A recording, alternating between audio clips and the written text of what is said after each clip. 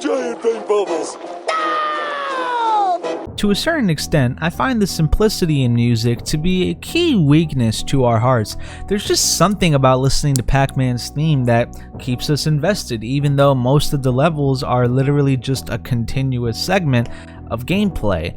And I mean, you know, that's just what simplistic music tends to do. On the other hand, however, complexity adds a layer of creativity, and that builds into emotion with each progression, allowing the player to simply stop, relax, and enjoy what's in front of them, and enjoy really an amazing track that might be at play. And really, I guess that's what makes these last two tracks so different. To say Freedom and Peace was good is like saying that the NES was alright. It's a radical understatement. The Decima Mentos was brilliantly designed, and its song was beautifully orchestrated.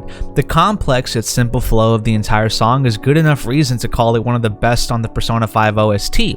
But what really pushes it into God tier is the layer in the background that keeps the whole song on pace with its melodic structure, allowing the player to feel uneasy yet focused.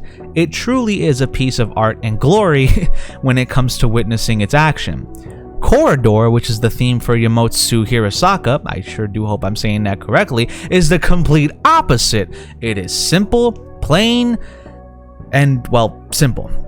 It's almost like the producers wanted the player to feel just like, maybe like an uneasy feeling again, because that's exactly what this song does. If you don't believe me, go listen to it yourself, especially in-game. Corridor reminds me a lot of Who's There, or the Midnight Channel theme, and the sense that both are simply just piano chords and piano scores done with very similar progressions made with the same intent to put the player in an uncomfortable state of mind. And by the way, both succeed at doing so. Corridor is basically using the same strategy that Who's There is using, scare them with simplicity. An ample amount of gaming soundtracks have used these types of scores, and while it is extremely odd, when you look at it from a microscope, it does make a lot of sense. Especially with a piano, these kinds of gaming soundtracks work to create a feeling of unease, which works because of the simplicity. It's really something like this. It's so simple that you think something bad must be happening. Not all games do this, but a big chunk of them do. Listen to the song that's playing next time you play a game that has a scene like this where you're supposed to feel uncomfortable or on edge, and you'll see it's probably going to be a simple track. Back to the final areas, this is what makes these two tracks so different and yet so similar. They both want to put you in a bad spot, but which way is better, simple or complex? Well, I have to be honest and admit that while the intent was to put the player in an uneasy mood, I believe that Freedom and Peace simply doesn't do that. It fell for the old good song, terrible gameplay trick. It tries to sound amusing while also giving you that feeling, and at the end, it just really sounds good. They sacrificed emotion for pleasure, and that isn't a bad thing, but it does give you a disadvantage up against something like Corridor, which was made solely to give you that effect. No gimmicks. Corridor is simply superior. I'm sorry, Persona 5, but this point goes to Persona 4.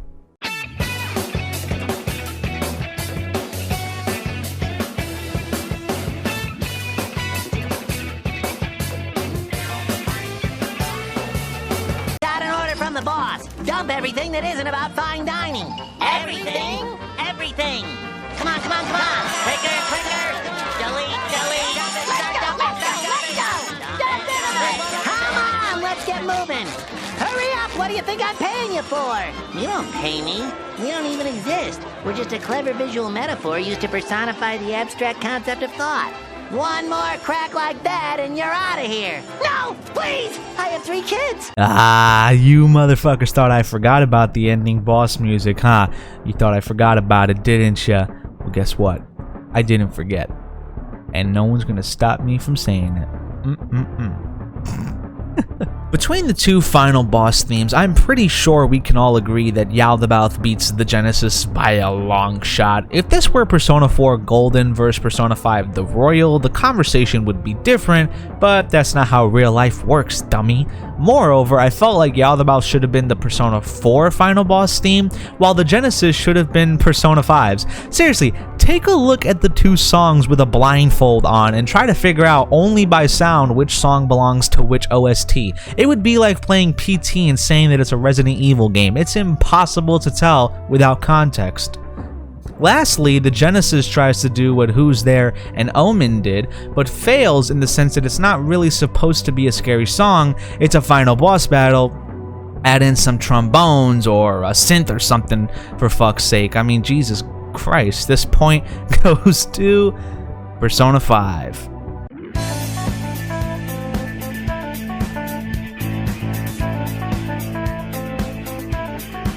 Open up! It's time for the pill! Barnacles, I hate the pill.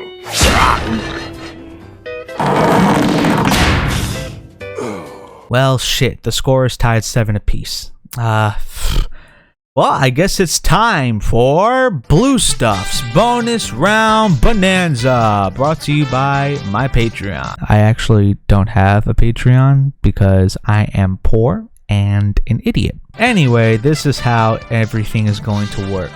Simply put, I'm going to bring up a few more rounds and give the winner of each round really quickly, kind of like rattling it off.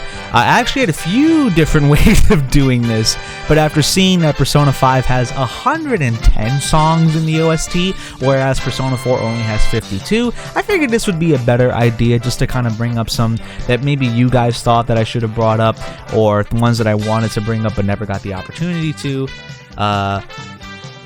But yeah, game with the most points wins the competition. Got it? Good. Alright. Let's get it started. Alright, let's do this. I'm speeding them on. Number 1, The Almighty vs. Rivers in the Desert. Obviously, Rivers in the Desert. Why the hell would I choose otherwise? I love The Almighty, but Rivers in the Desert beats it out by a long shot. Number 2, Zone Time vs. Tokyo Emergency. Sorry, Tokyo Emergency beats out Zone Time by a fucking long shot.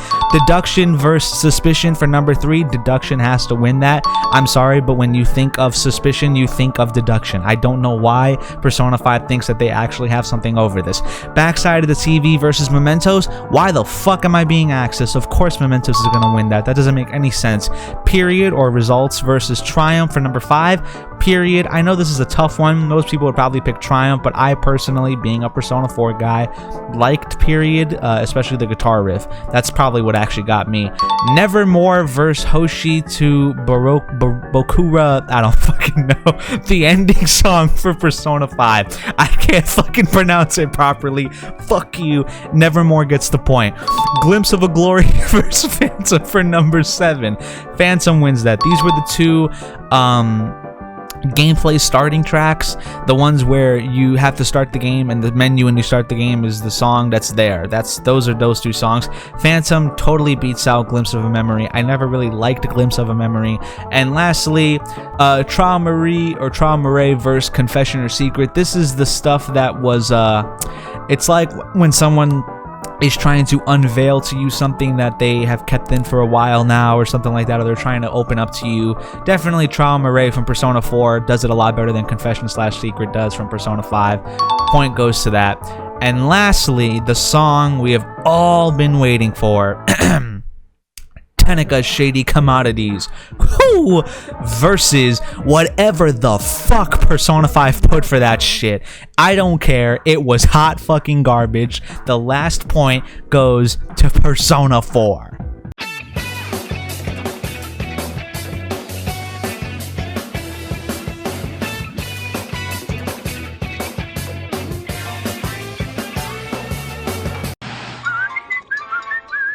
Hey, where you going? To my job! You have a job? Why wouldn't I? I'm not some lazy, inconsiderate jerk who lays in bed all day.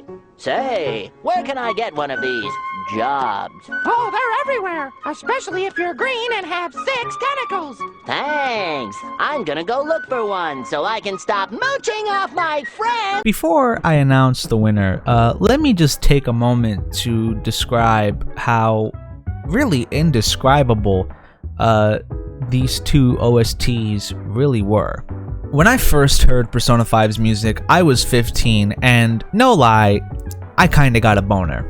But in all seriousness, Persona 5's OST was a game changer. I enjoyed every second of that game, in part because of the beautifully orchestrated music and the calculations made to connect them to the game. I would be lying, however, if I were to say that it did better than Persona 4, and let me tell you why. Persona 4 was an actual game changer. It is most likely the reason most modern JRPGs are the way they are, and its music makes up a huge majority of that influence.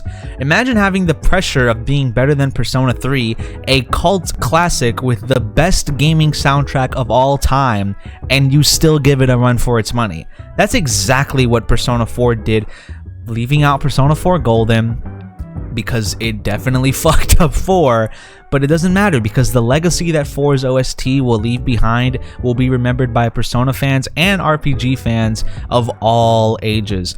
On top of that, Persona 4's soundtrack was tailored to the game in a way that makes every scene feel different with each emotion conveyed, and it's actually been a huge part of this entire competition.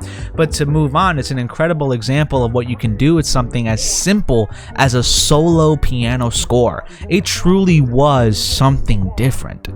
Essentially, both OSTs were revolutionary for the gaming industry. Both prove that sometimes you can find the best music in the most unlikely of places. But we all came here to answer one question. Which soundtrack was better?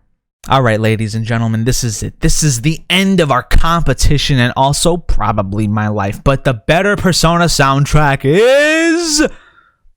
Undertale, baby! Yeah! Megalovania, Megalovania, Megalovania, Megalovania, Megalovania, woo! Ah!